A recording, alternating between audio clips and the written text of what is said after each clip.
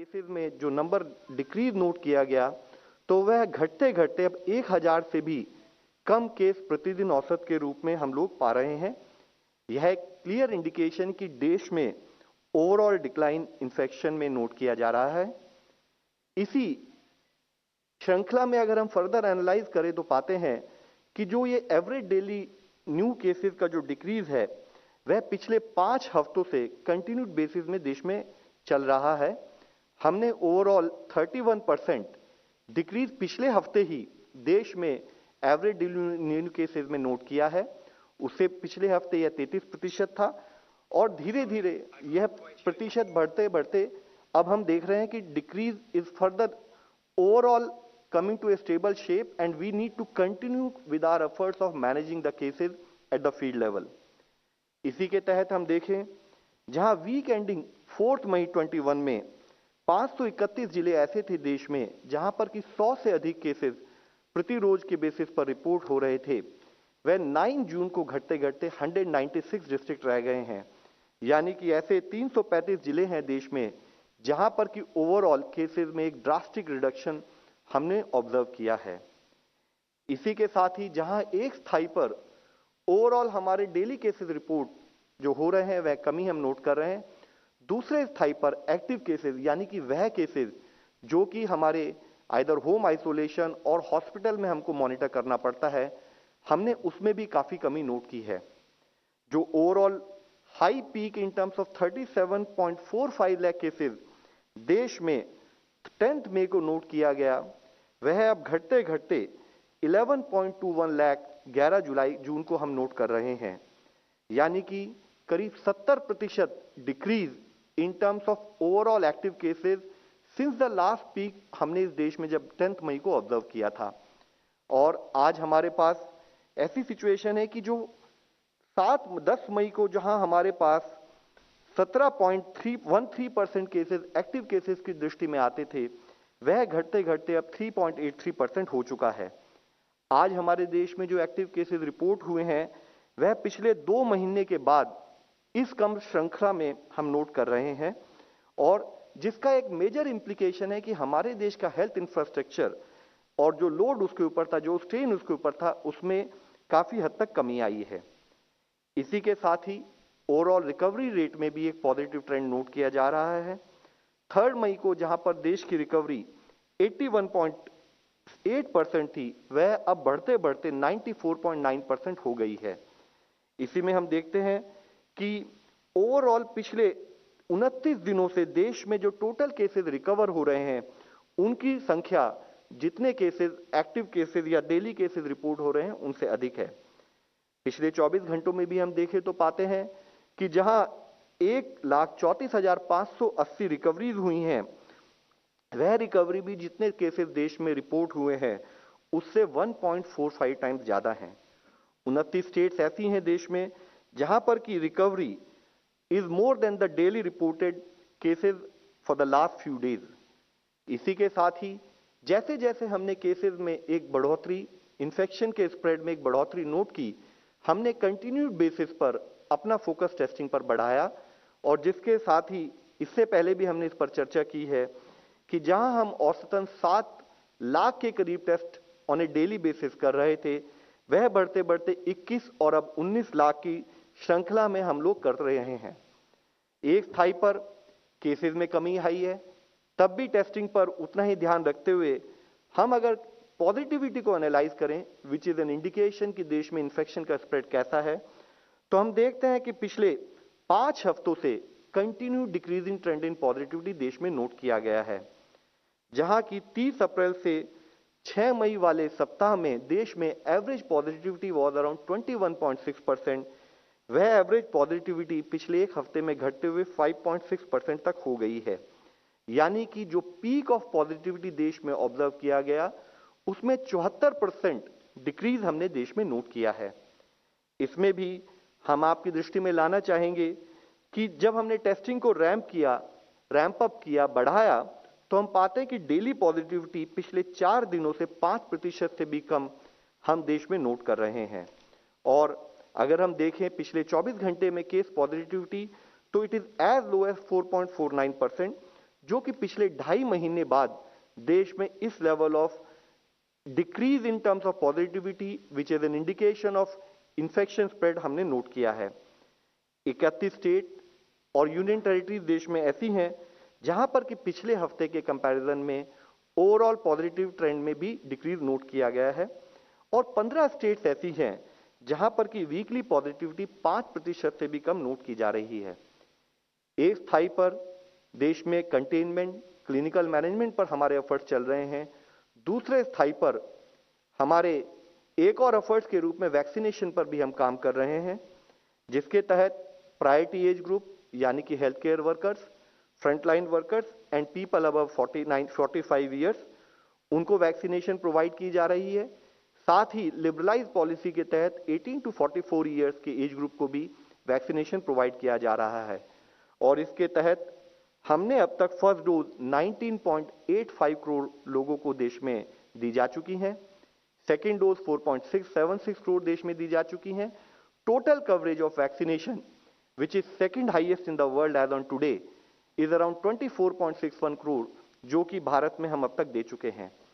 इसी के संबंध में आप लोग की दृष्टि में लाना चाहेंगे, हेल्थ सेक्रेटरी के लेवल पर देश के सभी हेल्थ सेक्रेटरी से कल एक डिटेल्ड विस्तृत चर्चा की गई, जिसमें उनसे फिर से रिक्वेस्ट की गई है कि एक स्थाई पर हमने first dose coverage for health care workers and frontline workers पर काफी अच्छा काम किया है। अब हमारा मेजर फोकस होना चाहिए कि जो हेल्थ केयर वर्कर्स और फ्रंटलाइन वर्कर्स हैं, उनकी सेकेंड डोज को भी हम नियम के अनुसार समय पर लगे उसकी तरफ ध्यान दें।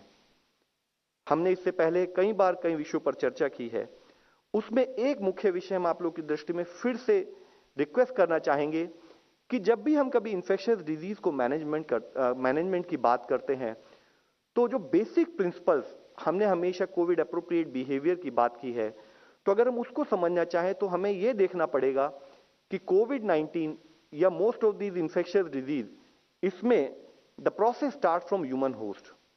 वह ह्यूमन होस्ट स्नीजिंग के द्वारा, कफिंग के द्वारा या बातचीत के द्वारा अगर वह मास्क का इस्तेमाल ना करे, फिजिकल डिस्टेंसिंग का इस्तेमाल ना करे, तो उसके बातचीत और कफिंग के द्वारा वह वायरस दूसरे आदमी को ट्रांसमिट हो सकता है, यानी कि ह्यूमन टू ह्यूमन ट्रांसमिशन हो सकता है।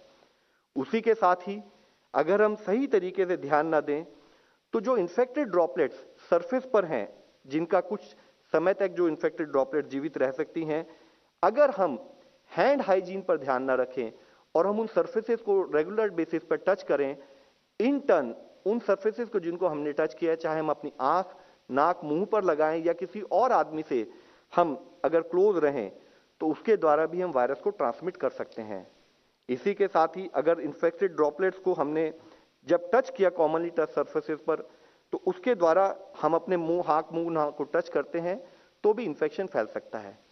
हम आप सबसे कंटिन्यूड बेसिस पर यह विनती करना चाहते हैं कि जहां एक स्थाई पर देश में इन्फेक्शन के स्प्रेड में कमी नोट की जा रही है, जो बेसिक प्रिंसिपल्स हैं जिस पर हमें काम करने की जरूरत है, वह यह है कि हमारा focus on use of mask, physical distancing, hand hygiene और रेस्पिरेटरी हाइजीन पर, जो कि बहुत ही क्रिटिकल एलिमेंट्स हैं हमारे कोविड-19 मैनेजमेंट के, उस पर ध्यान बना रहे।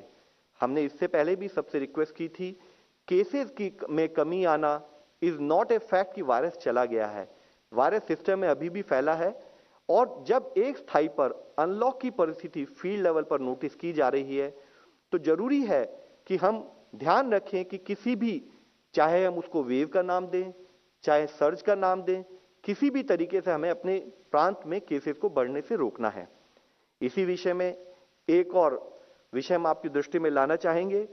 अगर हम देखें तो हमारे basic principles of working together क्या होने चाहिए, तो एक इंडिविजुअल लेवल पर हम एक्सपेक्ट ये कर सकते हैं कि हमारे को जरूरी है कि इंडिविजुअल लेवल पर जैसे ही अगर हमें इन्फेक्शन हो, तो हम अर्ली टेस्टिंग की तरफ, जैसे ही हमें कोई सिम्टम महसूस हो उसकी तरफ ध्यान दें, या अगर हम पॉजिटिव पाए जाएं तो home isolation, in totality we remain in isolation from other people, और जैसे कि डॉक्टर की सलाह हो उसके हिसाब से हम हॉस्पिटलाइजेशन की तरफ ध्यान दें।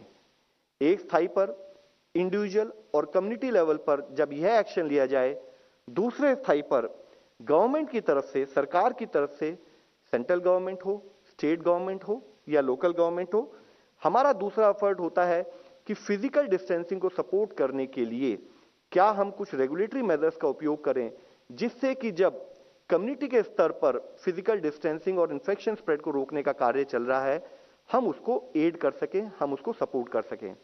दूसरे स्थाई पर जरूरी है कि हम अपने हेल्थ इंफ्रास्ट्रक्चर को बढ़ाएं, ताकि अगर कोई पेशेंट सिक हो या सीवियर या क्रिटिकल केस में कन्वर्ट हो, उसको रिक्वायर्ड मेडिकल सुविधाएं मुहैया कराई जा सकें।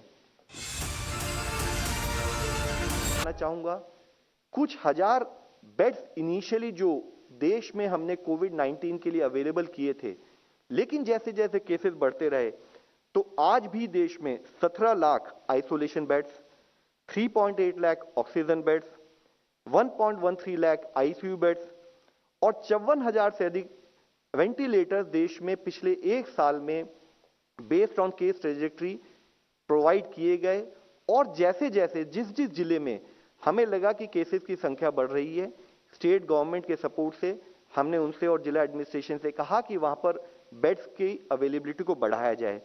Same situation is with ambulance. Similar is the initiative taken in terms of ensuring larger amount of medical as well as paramedical staff, चाहे नीट पीजी के स्टूडेंट्स हों, चाहे एमबीबीएस के लास्ट ईयर के स्टूडेंट्स हों, चाहे हमारे आयुष के फंक्शनरीज हों, चाहे हमारा एलाइड स्टाफ हो, साथ ही इवन एक्स सर्विसमैन है, एनजीओ का सपोर्ट है in terms of management of containment zones, including taking help of Navy, taking help of Air Force, taking help of all our PSUs in terms of ensuring oxygen supply।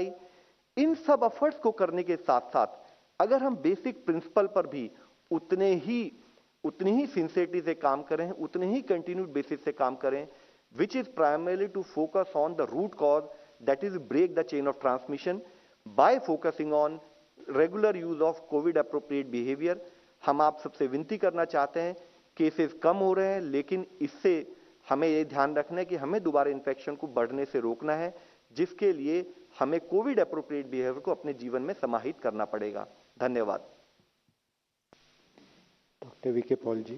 Thank you Lav. आज हमारी main theme जो Lav emphasise कर रहे हैं इसी पे रहेगी, क्योंकि केसेस स्टेबलाइज हो रहे हैं, एक्टिव केसेस कम हो रहे हैं, पॉजिटिविटी लगभग 5% पे आ गई है। Situation looks to appears to be stabilising. लेकिन जैसे ही हम लो रिस्ट्रिक्शंस की तरफ जाएंगे, जैसे ही लाइफ थोड़ी और नॉर्मलाइज होगी स्टेप वाइज, अगर हम ये इन चीज़ों को पूरी तरह से नहीं अपनाएंगे तो फिर हमें उसका खामियाजा भुगतना पड़ेगा। वायरस का स्प्रेड प्रमोट होगा, चेन्स ऑफ ट्रांसमिशन आगे आएंगी, बढ़ेंगी, फ्लरिश होंगी और नुकसान होगा। तो फिर बार बार कहने की ज़रूरत पड़ रही है और इसलिए माफ़ भी करिए, लेकिन ये बहुत ज़रूरी है कि चौकसी रहे, लापरवाही ना हो, और जो हमने इंडिविजुअली करना है वो अप्रोप्रिएट हो, और जब हमने समूह या समाज की तरह करना है, फैमिली की तरह करना है, कम्युनिटी की तरह करना है, उसमें भी हमारी बिल्कुल एक रिस्पॉन्सिबिलिटी और जिम्मेवारी की झलक होनी चाहिए। इसलिए जो कोविड अप्रोप्रिएट बिहेवियर रखना है, मास्क पहनना है, 2 गज की दूरी रखनी है, भीड़ नहीं करनी है, पार्टियों का टाइम अभी नहीं आया है। इसी प्रकार अगर आप बंद माहौल में हैं, लोग हैं आपके सामने, तब भी मास्क पहनिए, बाहर भी मास्क पहनिए। तो ये सारी प्रिकॉशंस हमें लेके आगे बढ़ना होगा। और इसी प्रकार राज्यों में भी at the governance level, pandemic control level, अब हमें मौका है कि कुछ हम स्टेप्स लें। जैसे कि it will be nice to now do sero surveys. National zero survey की पूरी तैयारी हो गई है और इसी महीने में नेशनल जीरो सर्वे जो आईसीएमआर करते आए हैं वो अपने नेक्स्ट जीरो सर्वे का काम शुरू करेंगे। और वो बहुत लंबी प्रक्रिया नहीं होती, उससे हमें ये पता चलेगा कि भारत में ओवरऑल इस संक्रमण की जो इंटेंसिटी है, इन्वॉल्वमेंट है, इफेक्ट है, वो कहाँ तक पहुँचा है। लेकिन एक चीज़ सामने आई है कि अगर हमने इस पेंडेमिक को बड़े स्वरूप में ना आए, हमारी जियोग्राफीज प्रोटेक्टेड रहें, तो हमें एक नेशनल सीरो सर्वे पे ही डिपेंड होकर नहीं करना होगा। हमें राज्यों को भी सीरो सर्वेस करने के लिए उत्साहित करना होगा। ये वक्त है उस काम को करने का, और सर्वेलेंस जो है वो हर ज्योग्राफी में हो, क्योंकि फैसले जो हैं वो स्टेट एंड सब स्टेट एंड डिस्ट्रिक्ट लेवल पे होने चाहिए। इन चीज़ों के उसी पे ही कंट्रोल करेंगे, उसी जहां हुआ है वो हॉटस्पॉट उतना ही क्लोज करेंगे, नैरो करेंगे, कंटेन करेंगे, जैसे लोग बार बार कहते हैं, तो वो आगे नहीं जाएगा। ऐसे ही छोटे छोटे जगह पे हॉटस्पॉट्स हों तो हम बाकी जो बड़ा समूह है वो बच जाता है। इसका हमें ख्याल करना होगा। तो आज ये रिफ्लेक्शन ये है कि सोचा जाए कि आगे ना हो। एक तो कोविड अप्रोप्रिएट बिहेवियर की बात है, दूसरा है कि जो चीज़ें हमें इन चीज़ों को गाइड करती हैं आगे बढ़ाने के लिए, जैसे कि सीरो सर्वे का मैंने आज जिक्र किया स्पेसिफिकली, ऐसी चीज़ों को, ऐसे काम को हम स्टेज पे करें। और अगली स्टेज में आते आते जो तैयारियां हम जितना कर पाएंगे उतना ही अच्छा है। इसी प्रकार जो सर्वेलेंस का है, डेटा एकत्रित करना है, म्यूटेशंस पे नज़र रखनी है, सीक्वेंसिंग होनी चाहिए, उसको कोरिलेट करना है क्लिनिकल डेटा के साथ, इंफॉर्मेशन के साथ, एपिडेमिक के बिहेवियर के साथ, उसके डायनामिक्स के साथ। इसके साथ साथ ग्लोबली नज़र रखनी है कि ये सब वेरिएंट्स का पैटर्न क्या इमर्ज हो रहा है, उसके ऊपर भी हमारी नज़र रहनी चाहिए, हमारा काम होना चाहिए, हमारी साइंस जो है वो इमर्ज होनी चाहिए। वैक्सीन की तरफ आप देख रहे हैं कि एक्सेलरेशन हो रहा है। 25 करोड़ का आंकड़ा 1-2 दिन में पूरे होने की पूरी उम्मीद है। और इसके बाद में, जैसे अभी आप भी महसूस कर रहे होंगे, पिछले महीने की तुलना में इस महीने उपलब्धता में बढ़ोतरी हुई है। ये बढ़ोतरी और भी आगे होगी, और जो नई व्यवस्था के अधीन जो सेंटर और स्टेट का जो तालमेल है वो और भी बढ़ेगा, प्रोक्योरमेंट और आसान होगी। इसलिए हम उम्मीद कर सकते हैं कि उस तरफ हमारा काम और तेज गति पकड़ेगा। लेकिन एक बात हम फिर कहना चाहेंगे कि जिनको एक डोज मिली है वो प्लीज़ दूसरी डोज लीजिए, थोड़ा एफर्ट करिए। ये ठीक नहीं है कि इवन हेल्थ वर्कर्स ने, बहुत सारों ने सेकेंड डोज नहीं ली है, फ्रंटलाइन वर्कर्स ने ली है और बुजुर्गों ने नहीं ली है। तो ये जैसे भी उपलब्धता बढ़ी है, ये काम थोड़ा आसान हो रहा है, तो इसको अपनी जिम्मेवारी से भी थोड़ा एफर्ट करिए ताकि हम पूरी तरह से प्रोटेक्टेड हों। और आगे जैसे जैसे काम खुलता है, काम करने की मौके मिलते हैं और नॉर्मलाइज करने की तरफ जाएंगे, तो हम सबका ये कॉन्फिडेंस हमारा बढ़ेगा।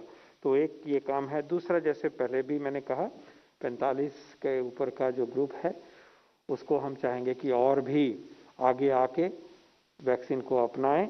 और हमें अब ये एक नैरेटिव पैदा करना है, हमें ये सबको एक बज़ पैदा करनी है देश में कि वैक्सीन उपलब्ध हो रहा है। वैक्सीन में जैसे जैसे मिलेगा हर डोज को हमने इस्तेमाल करना है, उसकी डोज की वेस्टेज का कोई मतलब नहीं है। जहां भी एक वैक्सीन की फैसिलिटी बनेगी, सेंटर्स बनेंगे, वहां जितना वैक्सीन जाता है वो यूज़ होना चाहिए। वैक्सीन हेजिटेंसी को पीछे हटाना है।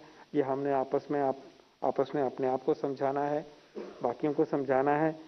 इन चीज़ों के ऊपर रिफ्लेक्ट करने का और इन चीज़ों के लिए इस तरह की तैयारी करने का वक्त आ गया है, ये मैं कहना चाहूँगा। जैसे मैंने एक बार पहले भी कहा था कि बड़े तौर पे वैक्सीन हो, बड़े स्केल पे हो, उसके लिए जो सुझाव आएंगे, सुझाव आ रहे हैं जो मीडिया में, और भी आ सकते हैं, उनको हम बहुत विनम्रता से उसको हम वेलकम करेंगे।